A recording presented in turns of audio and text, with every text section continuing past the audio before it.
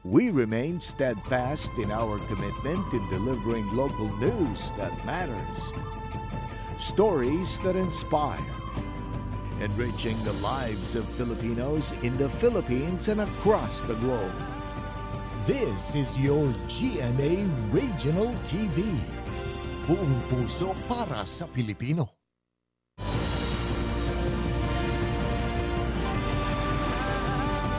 Ito ang GMA Regional TV, One Mindanao.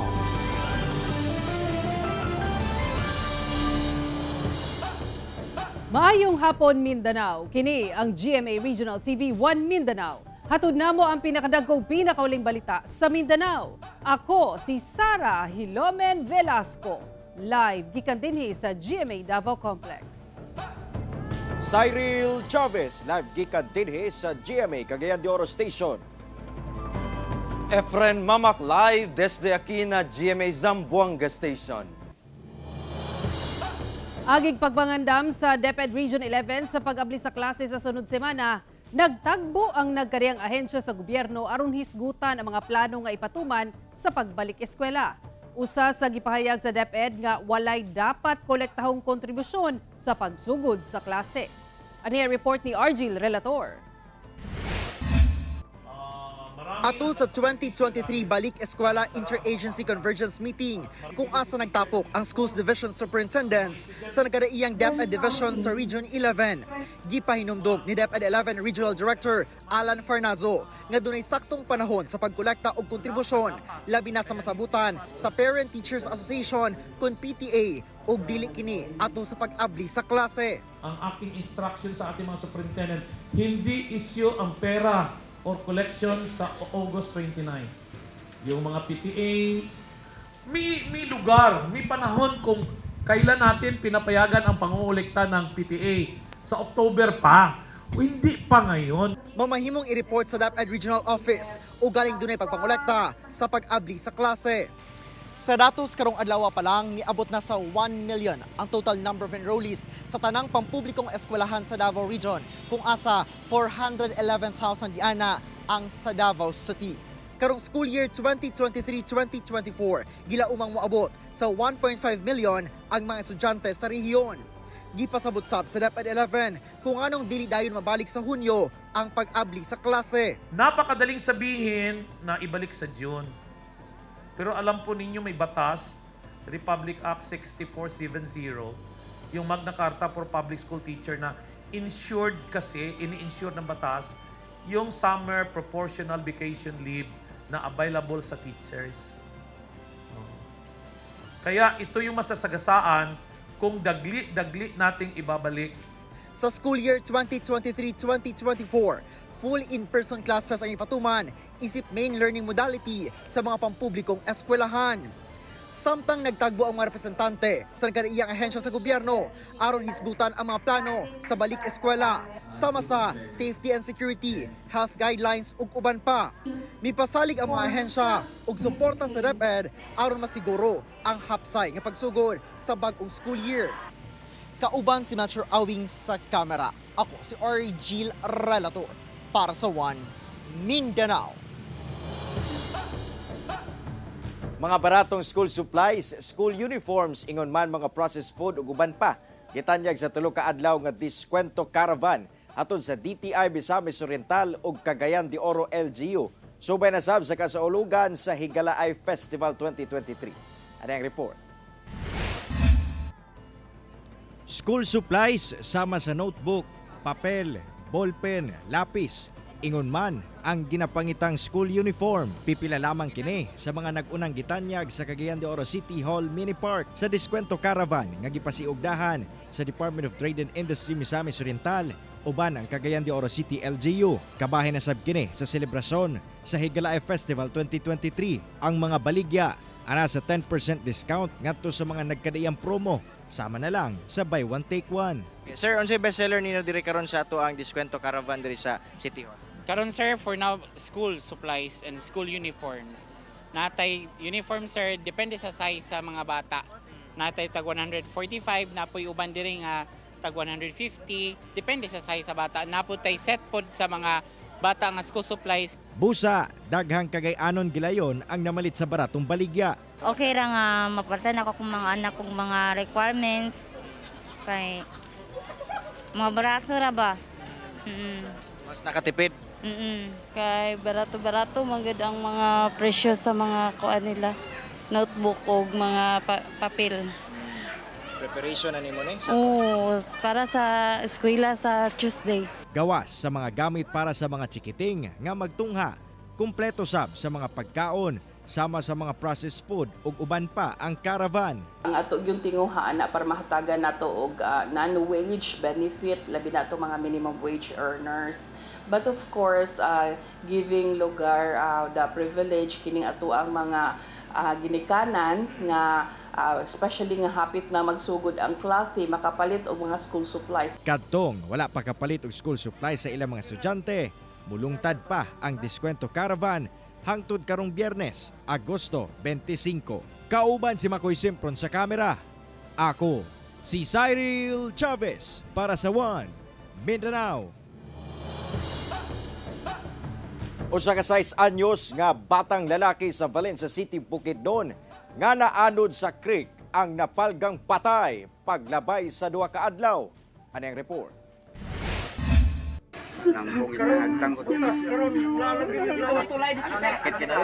Emosyonal og igo na lang gitabunan sa kabanay ang batang nakablagang patay sa humayan sa Lower Kabuluan, Barangay Banlag, Valencia City, Bukidnon, pasado las 11 sa buntag adlaw Miyerkules.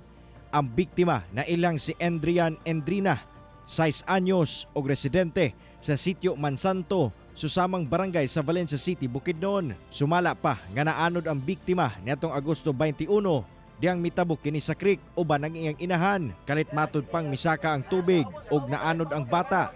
Paglabay sa duha ka adlaw, diya pa nakit-an ang patayng lawas niini sa kahumayan. Pero tungod kay kusog ang wala nila na bantayan nga ang tubig diya is nisaka ug kaning bata nadala gyud siya ug mo din tong nawala siya no. Sa gunson matud pa ang ulan sa lugar.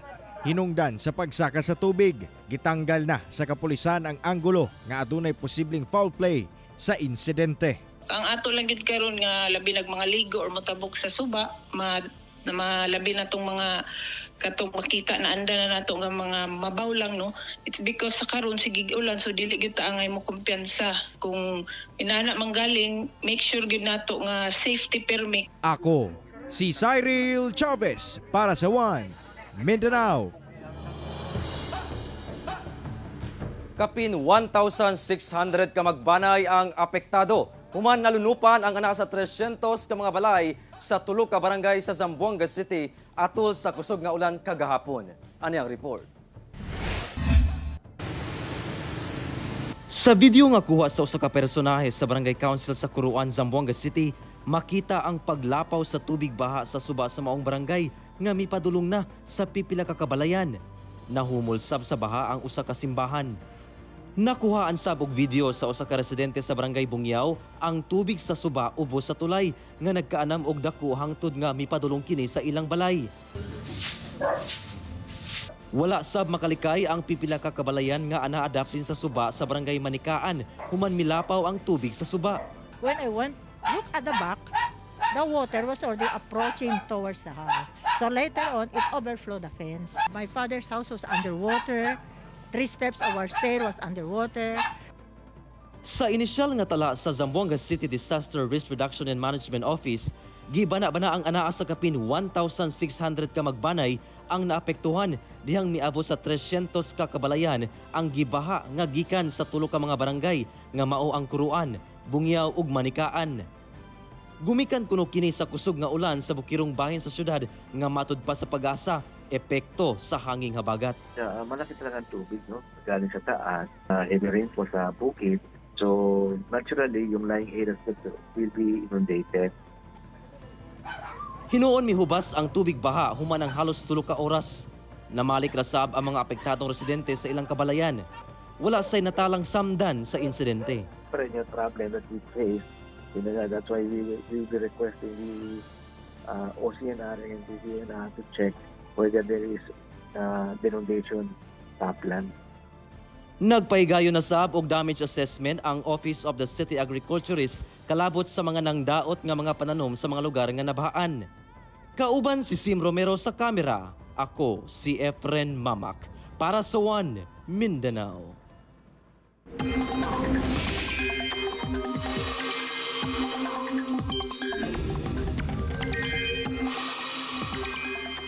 Padayon ginamonitor sa pag-asa ang bagyong Goring nga anaa sa Batanes. Samtang magpaulan sa Mindanao ang hanging habagat ug localized thunderstorms.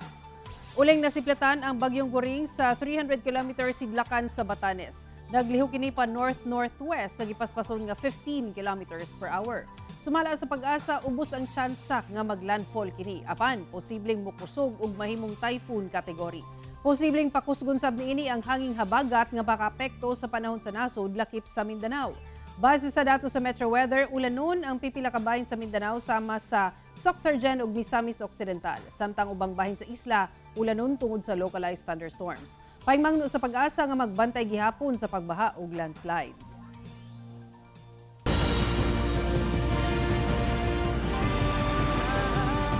Ito ang GMA Regional TV, One Mindanao.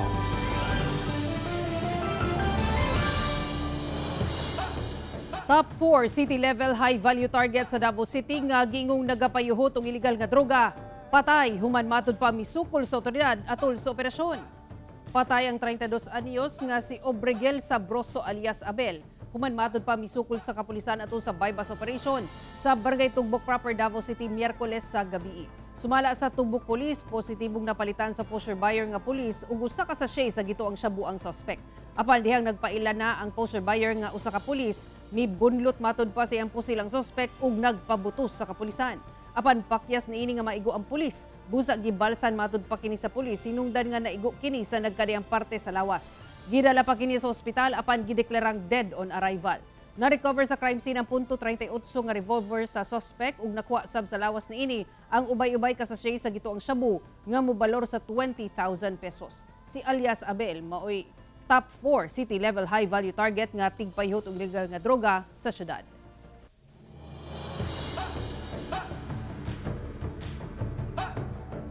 Usa ka kapitan sa Sumisig Basilan ang nakalingkawas sa pagpamusil sulod mismo sa ilang balay sa Zamboanga City.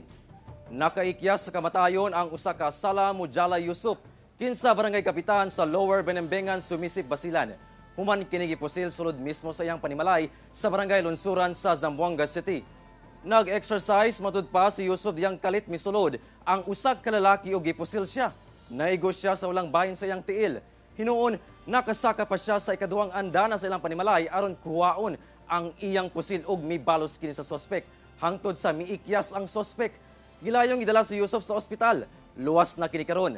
Blanco matud pa ang kapulisan lakip ang banay ni Yusuf sa hinungdan sa maong pagpamusil. Padayon ang investigasyon aron masuta kung kinsa responsable sa insidente.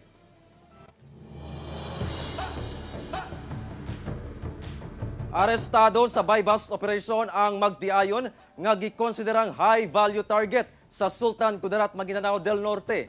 Kapin 3 million pesos nga kantidad sa droga na kumpiska sa otoridad. Anya report ni Just Tony Humamil.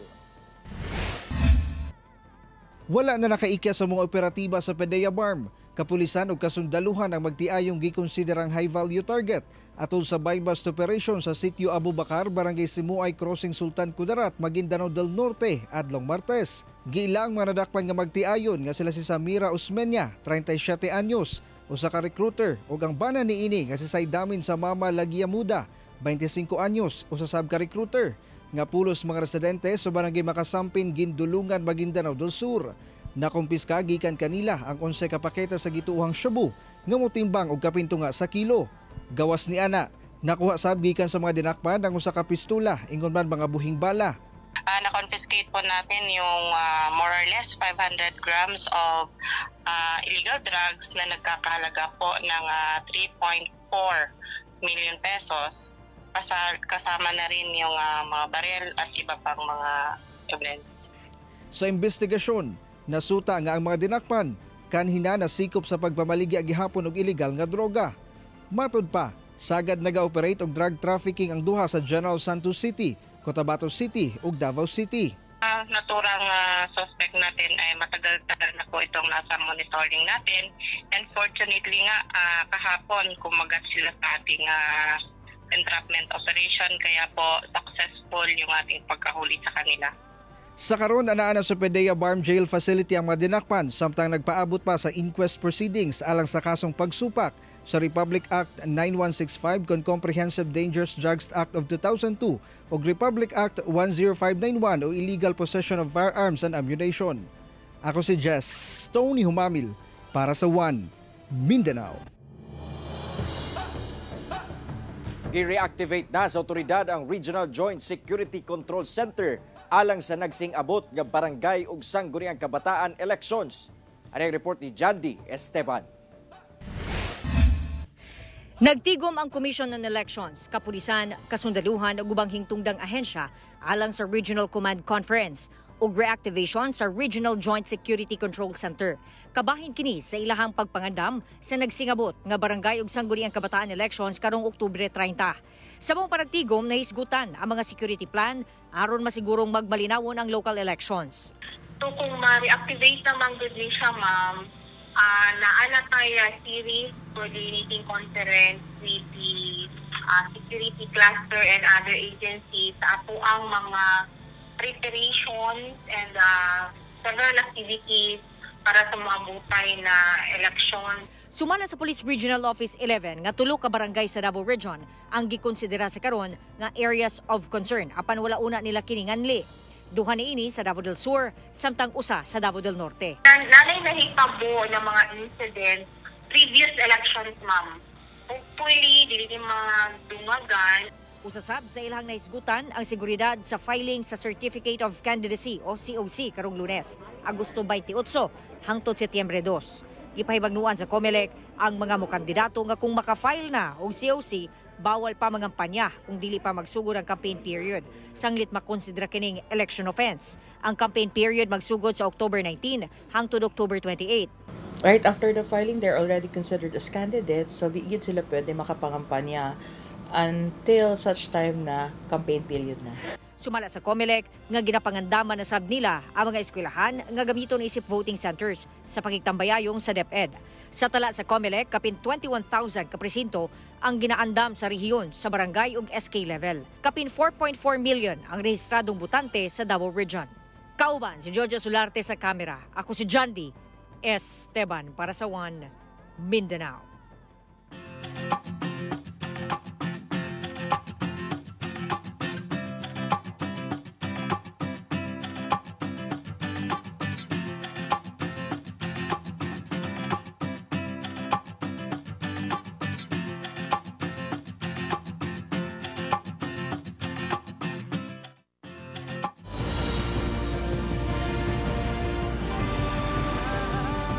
Ito ang GMA Regional TV, One Mindanao.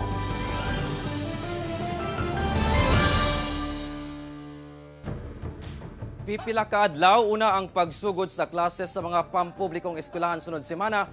Pinaspasay na ang mga magtutudlo sa pipila ka eskwelahan sa Davao City sa pagrepaint sa pader nga gipangtanggalan og posters. Ano yung report ni Argil Relator? Humano baklas ang mga gipangpilit kani adto nangunay na sa pagpamintura sa pader sa iyang classroom sa Jose P. Rizal Elementary School sa Davao City ang kindergarten teacher nga si Maika.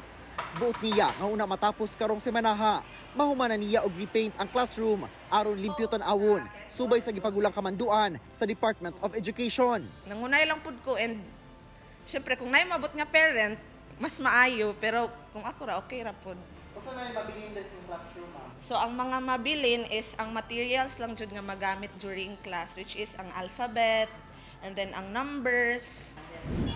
Sa Manuel Alquezon Elementary School, nagkomisyon gayud og taga-pintura ang magtutudlo niining classroom aron dili na maklaro ang mga lakra sa gipangbaklas nga mga disenyo. Parayong pasab sa pagpananggal ang ubang magtutudlo sa mga dili na kinahanglan sulod sa ilang classroom.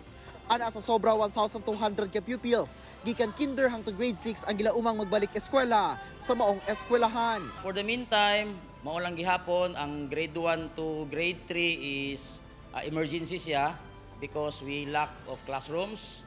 So pero na ongoing mi na coming na 20 classrooms, new building. Nakatakdang magsugod ang klase sa pampublikong eskwelahan sa nasod karong Martes, August 29. Kauban si Metro Awing sa kamera. Ako si Ori Gil Relator para sa One Mindanao.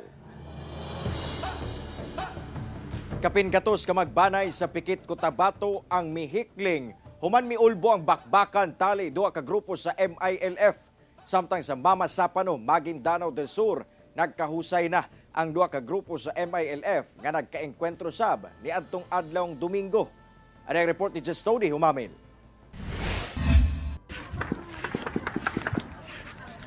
Mukabat sa usa ka gatos ka mga banay sa sitio na Balawag, Barangay Nabunda sa Pikit Cotabato. Ang gilang bibakwit diyang miulbo ang tensyon sa duha ka grupo sa MILF-BIAF adlong Miyerkules. Matod sa otoridad, milungtad sa duha ka oras ang bakbakan sa duha ka grupo sa MILF nga mao ang grupo nila Commander Kotong ug Commander Ato Abas. Sa mga initial information na nare-receive natin, itong dalawang ito is mayroon na daw silang matagal na higwaan, no? Na mayroon ng hindi pagkakaintindihan, no? And because of the may mga naririnig sila which is hindi maganda sa isa't isa, is that caused the triggering factor para magkabakbakan sila. Gilayon sab girespondihan sa kapulisan, kasundaluhan ingon man ang LGU ang hitabo. Hinuon nagkahusay man daw ang duha ka grupo atong sa gihimong intervention sa otoridad. Sa intervention sa pamamagitan, no, ng ating Honorable Mayor and ng ating STA coordinator is sumang-ayon din naman sila, no, na magkaroon ng pag-uusap at nang maputol na, no, at hindi na maulit itong ganitong pangyayari, no. Sa karon nakabalik na silang tagsa-tagsa ka mga balay ang mga bibakwit nga mga residente human sa gihimong settlement sa otoridad ngadto sa duha ka grupo sa MILF. Sa Maguindanao del Sur, kapin katusab ka residente ang mibakwit niyang nagkatensyon ng duha sab ka grupo sa MILF sa Mama Sapano, Maguindanao del Sur adlang Domingo. Matud pa, nagkaengkwentro ang grupo ni Rasul Ampatuan Giman, commander sa 11-8 Base Command MILF, tali sa grupo ni Commander Aladin Kamal sa 106th Base Command MILF sa sitio Dalim, Barangay Sapakan, Mama Sapano, Maguindanao del Sur. Busa adlong Lunes, giimbitahan Lieutenant Colonel Ujzi Villan sa headquarters sa 33rd Infantry Makabayan Battalion ang duha ka grupo. Anasab ang presensya sa mga local official, laki pang alkalde sa Mama Sapano ug Sheriff Agwak aron sulbaron ang rido sa duha ka grupo. Gipasabot sa otoridad ngadto kanila ang kaminungdanon sa pagsulbad sa conflict sa hapsay nga pamaagi. Niadtong adlaw sab alas 3 sa hapon, gideklara ang makasaysayanong ceasefire tali sa duha ka grupo. Ako si Tony Humamil para sa One Mindanao.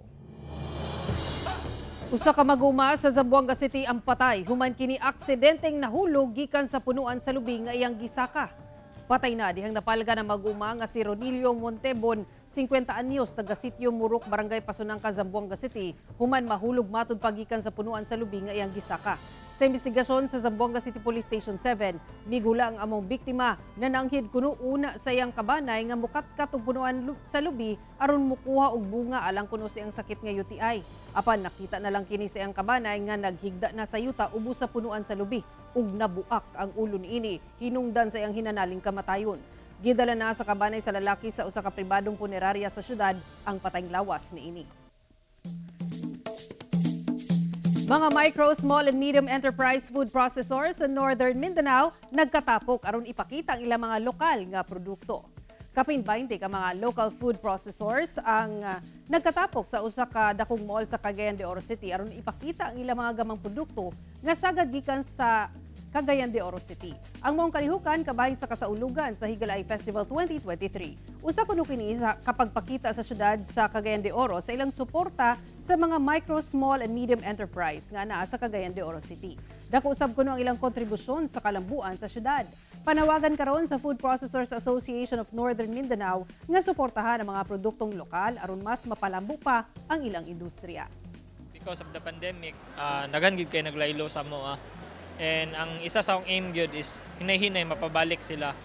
MSMEs are one of the largest taxpayers of the Philippines. Then it's but fair nga matagaan po nato sila sa financial sustainability. Mao kadto ang mga uling balita sa Mindanao karong adlaw. Mamahimo ninyo kining makita pag-usab Pinagi sa pagbisita sa official website sa GMA Regional TV o bisitaha ang among official YouTube channel o i-click ang subscribe button para sa pinakaulahing balita. Muchísimas gracias sa ato mga kapuso sa Mindanao nga nagalantaw kanamo o sa ato mga kapuso abroad. Padayon lang sa pagtutok sa mga lokal nga balita matag adlaw tungod sa GMA Regional TV Local News Matters. Kami ang GMA Regional TV 1 Mindanao. Tibok pwersa para sa mas dakong misyon ug mas halapad nga pagserbisyo sa nasod.